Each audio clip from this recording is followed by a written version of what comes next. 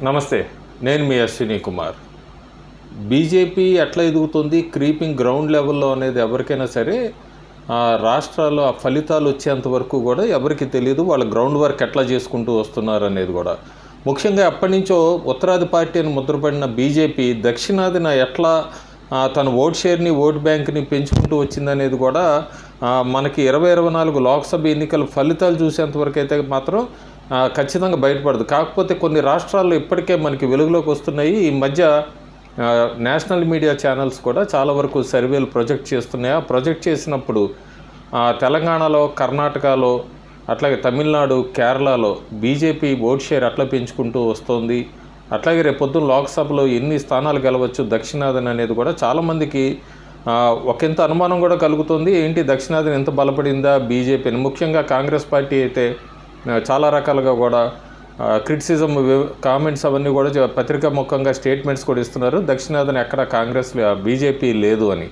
ముఖ్యంగా మనం తమిళనాడు రాష్ట్రం గురించి మాట్లాడుకోవాలి. తమిళనాడు రాష్ట్రం గురించి కూడా యావరేజ్గా తీసుకుంటే గత 48 గంటల కిందట వచ్చిన టైమ్స్ న్యూ ఈటీజీ సర్వే కూడా తమిళనాడులో బీజేపీకి దాదాపు 19% ఓటు షేర్ ఇచ్చి, అంతే సీట్లు కూడా 2 నుంచి 6 స్థానాలు గెలవచ్చు అవకాశాలు ఉన్నాయంటూ కూడా ఒక సర్ప్రైజ్ మార్క్ కింద పెట్టారు.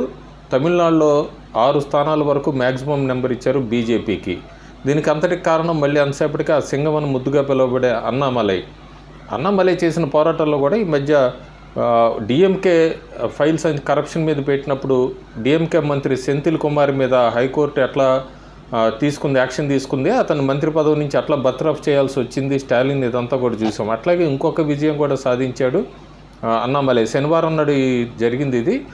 ఎప్పటి నుంచో తమిళనాడు డ్రగ్స్కి అడ్డా అని చెప్పి తమిళనాడు యువత అంతా పాడైపోతున్నారు. తమిళనాడులో చాలా వరకు డిఎంకే వాళ్ళకి డ్రగ్స్తో సంబంధం ఉందంటూ కూడా అన్నామలై గత 6 నెలలుగా పోరాడుతూనే ఉన్నాడు.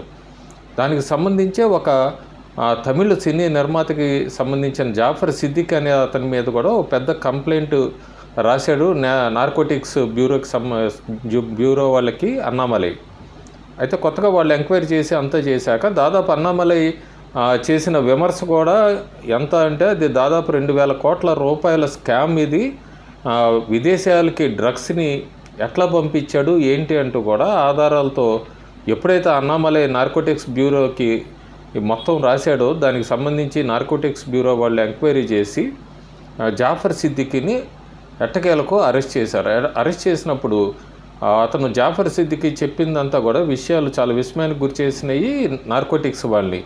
దాదాపు ఇతను తమిళనాడు చలనచిత్ర పరిశ్రమలో నిర్మాతగా ఉండటమే కాకుండా 2010లో ప్రత్యక్ష రాజకీయాల్లోకి వచ్చి దక్షిణ చెన్నైలో డిఎంకే పార్టీకి ఎన్ఆర్ఐ ఆర్గనైజర్ కింద చేరాడు. ఎన్ఆర్ఐ ఆర్గనైజర్ కింద చేరటమే కాకుండా ఎంకే స్టాలిన్కి, ఉదయనిధి స్టాలిన్కి బాగా దగ్గరయ్యి ఎప్పుడైతే స్టాలిన్ ముఖ్యమంత్రిగా ఎన్నికయ్యాడో వాళ్ళను ఉపయోగించుకుంటూ కూడా ఈయన ఆ డ్రగ్స్ వ్యవహారాన్ని అంతా కూడా విదేశాలకి, ఆస్ట్రేలియాకి, అట్లాగే న్యూజిలాండ్కి వీటన్నిటికీ సప్లై చేయడం మొదలుపెట్టాడు. దాదాపు 2,000 కోట్ల రూపాయల విలువైన డ్రగ్స్ని చేరవేశాడు కూడా విదేశాలకి.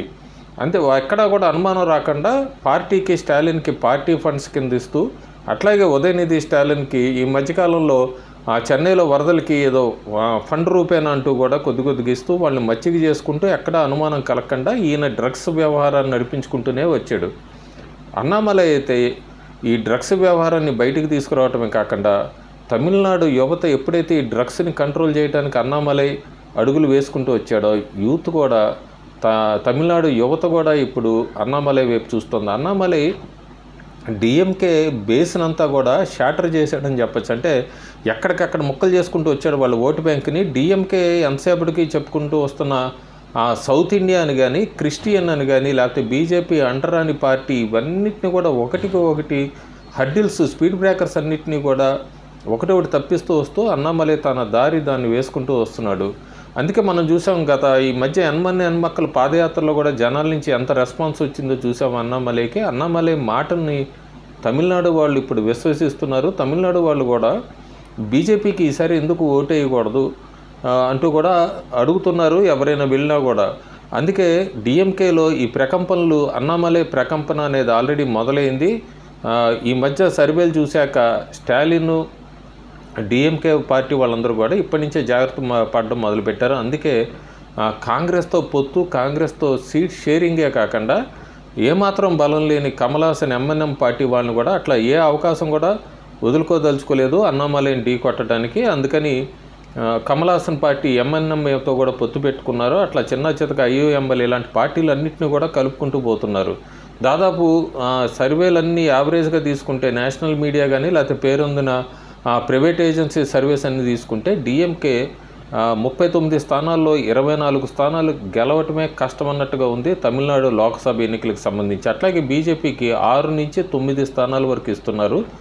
ఒకవేళ పొత్తులో కనుక వెళ్తే ఏడీఎంకేతో పొత్తులో కనుక వెళ్తే బీజేపీ దాదాపు 15 స్థానాలు గెలవచ్చు అని చెప్తున్నారు. సో అన్నామలై పడిన ఈ 2 సంవత్సరాల కష్టము, అట్లాగే బీజేపీని తమిళనాడులో ఎస్టాబ్లిష్ చేయటము, గ్రాస్ రూట్ లెవెల్లోకి అన్నామలై తాను చెప్పదలుచుకున్నది ఏంటో క్లియర్గా ఓటర్స్లోకి వెళ్ళిపోవటము, ఇదంతా కూడా బీజేపీకి తమిళనాడులో సత్ఫలితాలు ఇస్తుంది. అట్లాగే డిఎంకేలో అయితే ఇప్పటి నుంచో కూడా 2026 అసెంబ్లీ ఎన్నికలని ఎట్లా తట్టుకోవాలి బీజేపీ నుంచి అనే కూడా ఒక ఆలోచన మొదలైంది. ప్రస్తుతానికి వాళ్ళు చెప్పుకుంటూ వచ్చిన అన్ని రకాల అన్నింటినీ కూడా తిప్పికొడుతున్నాడు అన్నామలై విమర్శల రూపంలో, అట్లాగే సాక్ష్యాలతో బయట పెడుతున్నాడు జరిగిన అవినీతిని అంతా కూడా. సో అన్నామలైకి అయితే ఖచ్చితంగా బీజేపీ తమిళనాడులో ఎంత ఓట్ షేర్ సాధించినా, ఎన్ని సీట్లు సాధించినా ఆ క్రెడిట్ మాత్రం అన్నామలైకే వెళ్తుంది. మనం 2024 లోక్సభ ఎన్నికల్లో తమిళనాడులో అయితే చాలా ఆశ్చర్యకరమైన రిజల్ట్స్ అయితే చూడబోతున్నాం అన్నదైతే గత కొన్ని రోజులుగా వస్తున్న సర్వేలు బట్టి తెలుస్తుంది. Thank you.